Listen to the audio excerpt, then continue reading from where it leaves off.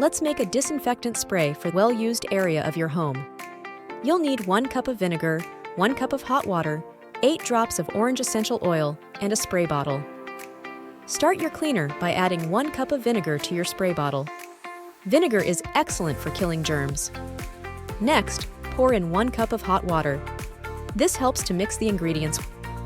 Then, add 8 drops of orange essential oil for a citrusy scent that cleans at the same time. Shake the bottle to mix everything together. Your natural disinfectant spray is ready. Spray it on your bathroom surfaces and wipe it clean. It disinfects and leaves a pleasant scent. Wow, we've done it! We've made our homes sparkle with all-natural homemade cleaners. Thanks for joining us on this green cleaning journey.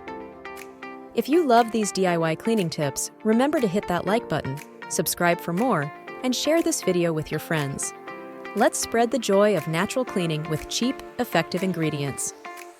We'd love to hear how these cleaners worked for you.